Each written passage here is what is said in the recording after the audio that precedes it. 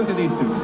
All right, come on. Cheating इतनी common है कि तुम लोगों ने कभी सोची भी नहीं होगी। एक स्टडी के मुताबिक 2 में से 5 लोग चीटिंग करते हैं। क्या पता तुम भी हो, अभी जो मेरी वीडियो देख रहे हो। कुछ केसेस में 50% से ऊपर भी जा रहा है। तो यहाँ पे हम सिर्फ फिजिकल नीड्स यानी स्तनपान के साथ साथ इमोशनल गैप्स और वैलिडेशन के बारे में भी बात कर रहे हैं। इन तीनों को अगर आप मिला दो तो ये बनता है आपका अट्रैक्शन, और जब अट्रैक्शन लूज हो जाता है यानी which we call as loss of attraction, that's the major cause of cheating. Work places यानी आपके ऑफिस और दफ्तर are the major play ground for cheating. Yes, not school and colleges. Reason बड़ा मजेदार है, रीजन बताता हूँ। जब आप अपने ऑफिस में अपने टीममेट्स के साथ काम करते हो तो आपके पास एक शेयर्ड गोल और एक शेयर्ड पर्पस है। जब लोगों के पास एक शेयर्ड पर्पस या एक शेयर्ड गोल होता है तो वो उस गोल पे काम करते हैं, यानी रात दिन एक कर रहे हैं, मीटिंग्स चला रहे हैं, कॉल कर रहे हैं, लड़ाई दंगा हो रहा है, जिससे एक फिजिकल प्रॉक्सिमिटी या फिर आप क्लोजनेस भी समझ लो वो आने लगती है। चाहे वो ऑनलाइन क्यों ना हो, एक क्लोजनेस आ जाती है, जिसको हम साइकोलॉजी में कहते हैं टास्क इंटरडिपेंडेंस। तो ऑफिस में एक शेयर्ड गोल और एक शेयर्ड पर्पस होता है, जिसकी वजह से 2 इंडिविजुअल के ज्यादा चांसेस होते हैं चीट करने के लिए, क्योंकि वो एक कॉमन गोल पे एक साथ काम कर रहे हैं, एक साथ बिल्डअप कर रहे हैं। यही सेम लॉजिक आपका पार्टीज में भी अप्लाई होता है। पार्टीज में भी एक शेयर्ड गोल होता है, एक शेयर्ड पर्पस होता है। What's the goal? To have fun. वहाँ पे टास्क ऐसे होते हैं कि रोल कौन बनाएगा, ड्रिंक कौन बनाएगा, फलाना ढिमकाना कौन बनाएगा। उसके अंदर आपके ज्यादा टीम बॉन्डिंग्स होने लगती हैं, दैट क्रिएट्स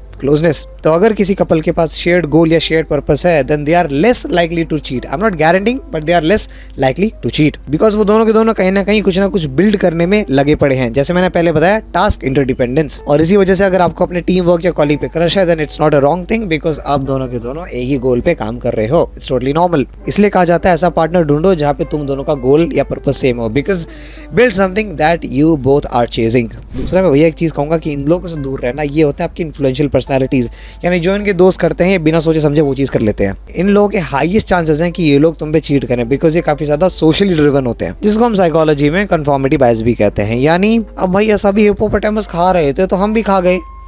लड़कियों में तुम्हें ऐसा पैटर्न मिलेगा कि लड़कियां जो सिर्फ वोडका लेती हैं या अल्कोहल में सिर्फ vodka, nothing else, peer pressure. लड़कों में तुमको एक कॉमन पैटर्न ये दिखेगा कि लड़के ज्यादातर आपके कॉम्पिटिटिव होते हैं when it comes to sleeping around. तो जिन लड़कों के हद से ज्यादा मल्टीपल पार्टनर्स रहे हैं तो you should stay away from them, and same goes with women also. The reason is, इसका मतलब अगर आपने 100 दुकानों से छोले भटूरे खाए हैं तो फिर आपको एक दुकान से छोले भटूरे नहीं अच्छे लगेंगे।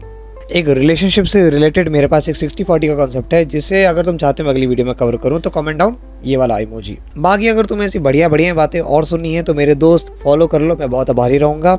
Till then I am gonna see you in the next one.